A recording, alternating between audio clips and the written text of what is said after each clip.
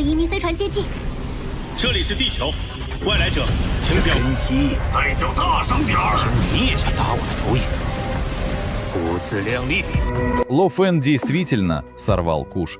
После того, как король Небесного Воинства признал его своим господином, он теперь командует 10 слугами уровня короля.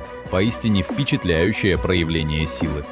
Однако Ло Фэн снова в опасности. Судя по официальному превью к 199-й серии, охота короля Семи Мечей на Ло Фэна провалилась, и Ло Фэн даже убил короля Снежного Рога, продемонстрировав свою силу. Тем временем, по возвращении на Землю, Ло Фэна считают злоумышленником, а его сына Ло Хая заключают в тюрьму. Давайте рассмотрим это подробнее. Попытка короля Семи Мечей выследить Ло Фэна провалилась. В трейлере показано, что король Семи Мечей и Ло Фэн уже сражаются в домене двойной спирали. Оба могущественные воины-люди, и обычно им не следует убивать друг друга. Однако Ло Фэн отошел от дел и больше не находится под защитой внешнего поля боя, что делает его мишенью для других воинов-людей. В конце концов, Ло Фэн устроил хаос в Звездной башне, и всем известно, что он обладает могущественным сокровищем. Именно ради этих сокровищ за ним и охотятся, включая короля Семи Мечей. Столкнувшись с королем Седьмого Меча, одними из самых могущественных людей, Ло Фэн даже не призвал своих 10 слуг уровня короля, предпочитая сражаться в одиночку, обладая при этом подавляющей мощью. Хотя король Семь Мечей превосходил Ло Фэна в общей силе, Ло Фэн, обладая крыльями и броней, обладал превосходящей скоростью. Двое сражались яростно на равных, и Ло Фэн, используя свою скорость, превзошел короля Семь Меча. В конечном итоге тот был повержен, их попытка преследовать Ло Фэна провалилась. На самом деле, когда все сильные мира сего увидели Ло Фэна, все они попросили его уйти. Однако, узнав, что Ло Фэн отступил, король Снежного Рога спровоцировал большую группу на охоту за ним, что также привлекло внимание короля Семи Мечей. Хотя Ло Фэн убил короля Снежного Рога одним ударом, прежде чем сразиться с ними, он повредил лишь более 30% божественного тела короля Снежного Рога, и тот был воскрешен и возрожден.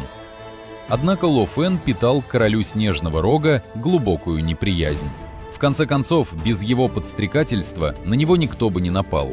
Поэтому, прежде чем уйти, он властно убил короля Снежного Рога на глазах у короля Семи Мечей.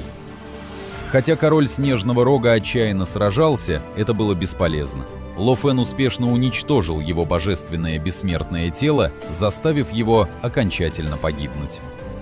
Ло Фэн наконец-то отомстил, а далее вернулся на Землю и был встречен как захватчик.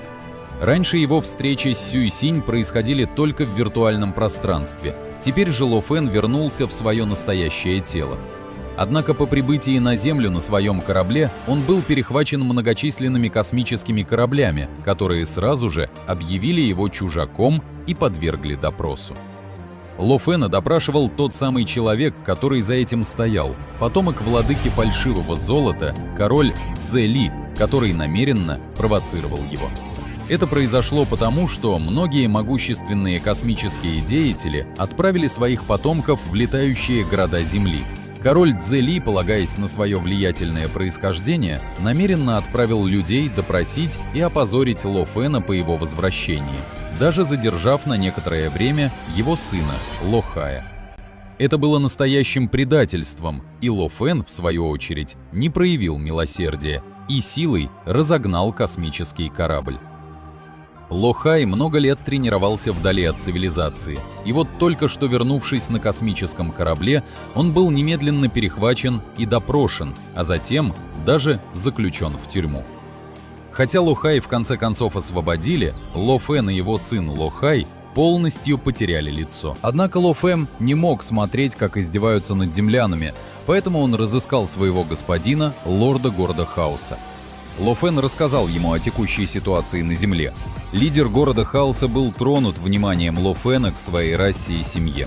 Чтобы позволить Ло Фэну полностью сосредоточиться на совершенствовании и самосовершенствовании, лорд города Хаоса немедленно издал приказ о защите Земли. Любой, осмеливающийся проникнуть на территорию землян и причинить им беспокойство, будет безжалостно казнен. Ло Фэн собирается отправиться в путешествие к звезде ледяной тюрьмы, и опасаясь, что могущественные иноземцы могут проникнуть на территорию Земли в его отсутствие, лишив его возможности немедленно их спасти, выпускает тысячелистную лозу, пожирающую звезды. Она простиралась на миллионы километров, почти полностью покрывая сушу и образуя естественный барьер для переселенцев на море. Более того, лоза Лофена была бессмертного уровня, с боевой мощью, сравнимой с пределом короля, достаточной, чтобы убить любого могущественного врага. Некоторые бессмертные короли противостоят Лофену перед его лозой, пожирающей звезды, в то время как другие бессмертные короли вежливы с Лофеном, учитывая его статус прямого ученика владыки города Хаоса. Вот так неожиданный поворот. Несмотря на всю силу Лофена, ему по-прежнему встречаются коварные противники даже на Земле. Большое спасибо за просмотр. Подписывайтесь на канал, ставьте лайк и всем пока!